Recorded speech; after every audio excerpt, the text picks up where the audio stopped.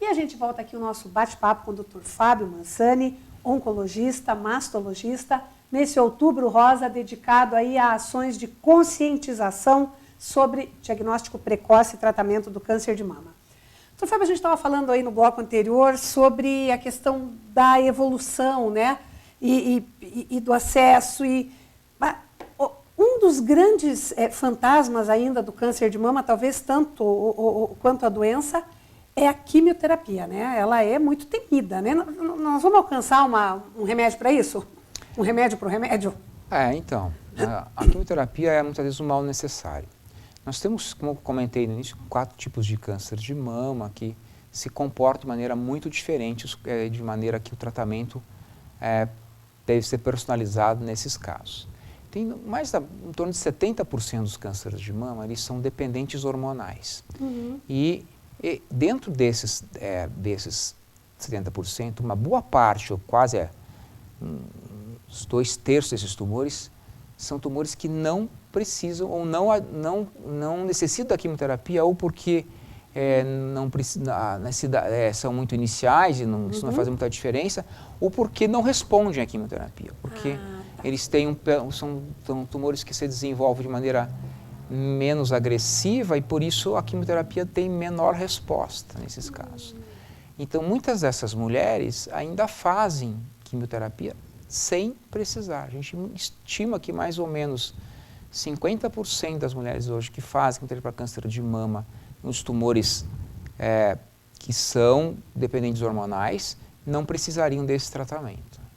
E como é que a gente pode chegar nisso, doutor? Como é que a gente pode liberar esse 50% dessas mulheres aí desses efeitos tão nocivos? Existem algumas plataformas genéticas de estudo de diagnósticos genéticos, que são chamadas assinaturas genéticas, que existe uma meia dúzia mais ou menos já comercializadas, e tem 2 que já tem no Brasil acesso, embora ainda no sistema, nem o sistema privado da medicina suplementar, né, os convênios não cobrem esse exame ainda no Brasil, e muito menos o serviço público. Né? Mas você seleciona, tem uma das plataformas que a gente estuda um pouquinho mais, então, ela pode reduzir em 46% a indicação de quimioterapia, ou seja, metade das mulheres que iam fazer quimioterapia estariam fazendo esse tratamento sem a necessidade de fazer, sem benefício em fazer. Vai fazer quimioterapia, vai ficar com os efeitos colaterais e de um tratamento que não é necessário. A gente até vamos apresentar agora no final do ano nos Estados Unidos, no congresso de um simpósio internacional de pesquisa clínica em câncer de mama em San Antonio, no Texas, um estudo brasileiro que foi selecionado, em que inclusive eu sou o pesquisador principal dele, em que a gente está desenvolvendo, mostrou que existe um custo, que é um estudo farmacoeconômico, que você consegue mostrar que, embora esses exames sejam bastante caros, eles representam para o sistema uma economia, porque o custo da quimioterapia é muito alto, não só do ponto de vista do custo do remédio comprado na distribuidora, na farmácia, no laboratório, mas o custo indireto, as complicações que a paciente pode ter, intensidade de internação, medicamentos que você usa para dar suporte ao tratamento, dias de vida que são, dias de vida produtiva que aquele paciente vai ficar afastado das suas atividades profissionais ou domésticas ou de educação dos filhos para fazer um tratamento que não precisa. Então, existe ainda um pouco de resistência hoje ainda do sistema médico brasileiro, não só público, mas privado também, da suplementar, em aceitar a importância das assinaturas genéticas. Existem muitos países no mundo que já usam em todos os casos. A gente ainda está engatinhando na assinatura que a gente desenvolveu. Esse estudo, eles estão mais ou menos em torno de 1.000 e poucos casos nos últimos 3 anos no Brasil. É muito pouco. Se você imaginar de 57 ou 60 mil casos ano, você imagina que mais ou menos em torno de 40 mil, talvez, ou um pouquinho menos, teriam indicação de fazer esse teste, e talvez 20 mil mulheres não precisassem fazer quimioterapia, que estariam fazendo quimioterapia hoje. Então, a gente não tem exatamente os dados exatos qual seria a vantagem, mas do ponto de vista de farmacoeconomia e de qualidade de vida, essas assinaturas são muito relevantes. A gente tem expectativa que com o tempo o governo desenvolva umas políticas de abrir o mercado para esse tipo de situação. Eles têm muito medo, às vezes, de utilizar novas tecnologias pelo alto custo, mas a gente provou nesse trabalho, que tem até por ter sido selecionado para apresentação nesse evento, mostra que é um trabalho que tem um respaldo realmente que o que ele mostra realmente é uma situação real, né? Porque tem um alto custo, mas é a equação custo-benefício que tem que reger tudo. Né? E aí, no caso, não é só o benefício, ou a romantização do benefício, aí, é o benefício econômico mesmo. Começa pelo benefício econômico, que é mais fácil você calcular. Né? O benefício em alterações em qualidade de vida, que é o estudo que a gente chama de custo-efetividade, né? Ele é muito mais complexo de ser realizado, precisa de um investimento muito maior, mas o ganho vai se mostrar ainda muito maior do que a gente já tem hoje. E, quer dizer, é um orgulho para Ponta Grossa estar ponteando uma pesquisa como essa, né, doutor Fábio? Nós estamos aí nos mostrando bem à altura de encarar um desafio como esse, né? Sim, a gente estamos tentando ver se a gente consegue, a partir dessa publicação nesse evento, que é o sensibilizar de maneira mais efetiva, inicialmente como a saúde suplementar e, na sequência, o próprio governo. Uma questão, doutor Fábio, que a gente tem visto que tem sido bastante inimiga das boas práticas de saúde tem a ser essa boataria generalizada, né? A gente vê esse caso das vacinações, por exemplo, né, que nós estamos vendo aí voltar doenças absurdas. Gente morrer de sarampo é uma coisa inacreditável. Inadmissível hoje no momento, né? E aí, no caso da mamografia, uma série de publicações de que fazer muitas mamografias vai aumentar o risco do câncer de tireoide. Eu estou enganado ou esse é um desserviço gigantesco à saúde pública? Esse é um absurdo do desconhecimento, né? Para algumas noções assim básicas, a radiação que existe no dia a dia. E ela, se você pegar as plataformas de classificação de radiação, tudo emite radiação. Inclusive o próprio corpo humano emite radiação. Quando você tem as plataformas de cálculo, você começa como se você dormir ao lado de alguém, você recebe radiação, porque organismos trocam radiação. E isso é uma escala, depende da quantidade de exposição que você tem. Para você ter uma ideia, assim, bem simplista, uma radiografia de tórax comum, não uma tomografia, radiografia de tórax comum, vale mais ou menos entre 5 a 7 mamografias. Nossa. Então, seria um raio-x de tórax que você fez porque achando que estava com pneumonia, é a mesma coisa que você fazer 7 anos de mamografia. E se você, hoje ninguém mais faz quase raio-x, você vai fazer uma tomografia. A tomografia é 3 vezes mais emissor de radiação do que o raio-x convencional. Então, você vai aumentar essa possibilidade. Uma tomografia de tórax vai dar na mama mais radiação do que 10 a 15 mamografias. Então, a mamografia é um exame com uma emissão de radiação muito pequena. Realmente muito pequena. Não há necessidade nenhuma de você usar nem aquele protetor tiroidiano para fazer a mamografia. A radiação ela é direcionada, ela não tem espalhamento e ela é muito realmente a quantidade de radiação, ainda mais agora com os mamógrafos digitais que não tem mais filme para queimar, que é uma leitura computadorizada, isso caiu assim, vertiginosamente a quantidade de radiação utilizada. Então isso é totalmente um desconhecimento completo sobre como é que as coisas funcionam e às vezes o alarde se faz de maneira mais sensacionalista quando se coloca algum momento como esse, né? A gente tem que brigar ao contrário, tem que brigar que as mulheres façam mais mamografias, tenham mais acesso ao exame, a luta da nossa área de mastologia que a gente tem brigado, nos dois momentos, quanto ao diagnóstico mais precoce possível e quanto ao acesso, tanto ao diagnóstico quanto ao tratamento e um tratamento de qualidade.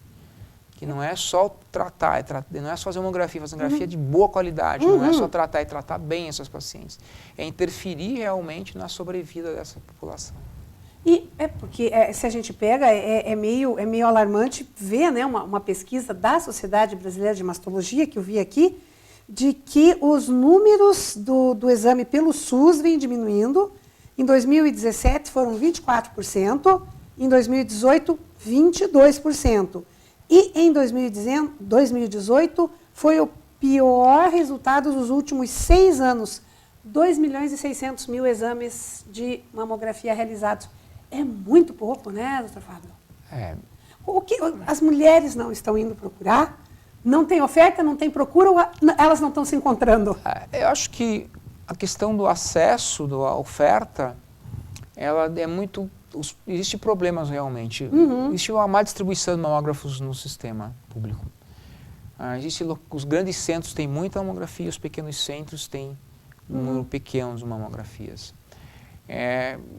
Eu acho que tem todas essas situações são sobreponíveis.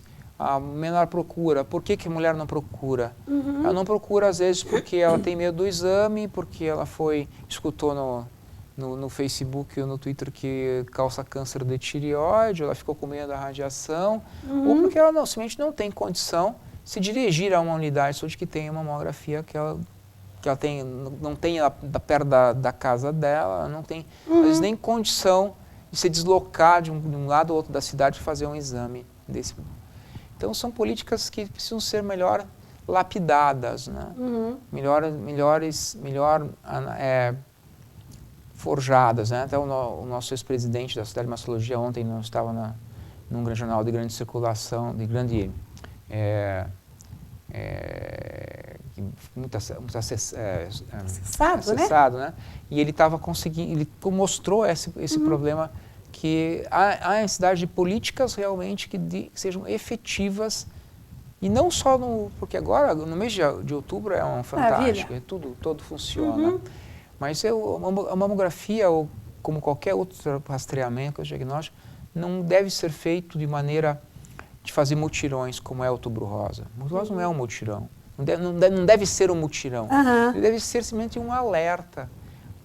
O mutirão, eu sempre brigo com isso dentro da sociedade, quando a gente está reunido com o sistema público, que o mutirão que funciona é aquele que se faz todos os dias.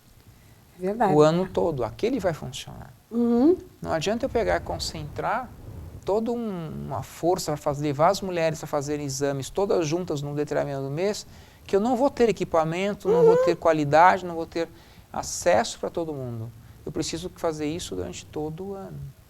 Então, o que a gente tem que transformar o Outubro Rosa de um mês de campanhas para um mês de alerta da importância de se você ter uma atividade do ano contínua em relação a isso. Nós estamos fazendo parte agora de um grupo que está desenvolvendo, estamos criando é quase que como uma ONG aqui na cidade, que vai ter o lançamento desse projeto no final do mês, acho que na corrida contra o câncer que o SPON desenvolve anualmente.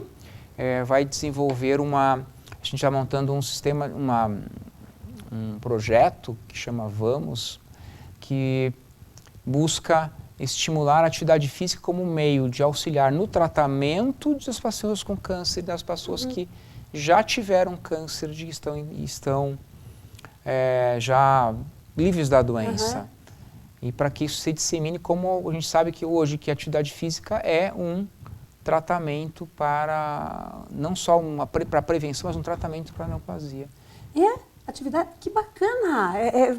Porque sempre se falou da atividade física assim, de modo genérico. Nossa, que bacana! Está provado que 150 minutos de atividade física moderada durante a semana é suficiente para impactar em redução da incidência de neoplasia de câncer. Não do mama, mas de um modo geral.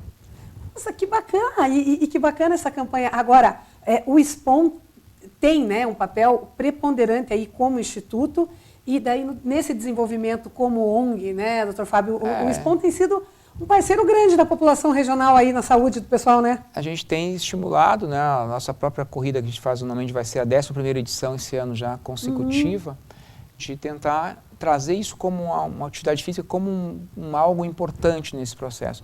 E essa ideia que está sendo capitaneada pela doutora Lucimara Maeda, que é um radiologista que tem uma expertise muito grande em mama, ela é dedicada à interpretação de exames de diagnóstico mamários, ela está coordenando esse projeto, e eu acho que a gente já está com um grupo grande de pessoas envolvidas, o próprio, nós temos uma liga acadêmica de mama que promove estudos e disseminação do conhecimento à população, então já está envolvida no processo. A gente quer ver, provavelmente, quem sabe, a gente pode fazer até um lançamento aqui no teu programa desse projeto que realmente esperamos que surte os efeitos que a gente está planejando. Hoje, olha, vai ser um prazer, as portas estão abertas e a gente está à disposição. Já fica o convite e já deixamos marcado para vir contar sobre isso, porque tudo que a gente puder ajudar a divulgar a saúde é muito importante. Doutor Fábio, muito obrigado pela entrevista, como sempre, muito esclarecedora, como sempre, ajudando as pessoas a se centrarem aí na importância de se cuidarem, né? Obrigado, eu que agradeço a oportunidade de estar aqui discutindo esse assunto, principalmente motivando nossas mulheres a fazer o rastreamento, a buscarem orientação na sua unidade de saúde, fazer mamografia anualmente, a partir dos 40 anos, sempre que possível. A gente sabe que o governo tem as políticas de fazer mamografia a partir de 50 anos, a gente concorda que eles têm razões para isso. A gente, como mastologista, sugere que isso seja feito anualmente pelos 40 anos, mas seja onde o acesso que você tem, que busque o teu direito e busque esse mecanismo de prevenção secundária e rastreamento para que a gente consiga vencer muito mais casos, salvar muito mais mulheres nos próximos anos. Muito obrigada. Obrigada. Então é isso, mulher. A gente quer você viva, saudável e por muito mais tempo junto com a gente. Então, não hesite, vá procurar a sua mamografia. Se outubro estiver muito congestionado o sistema, deixa um pouquinho mais para frente, mas não muito.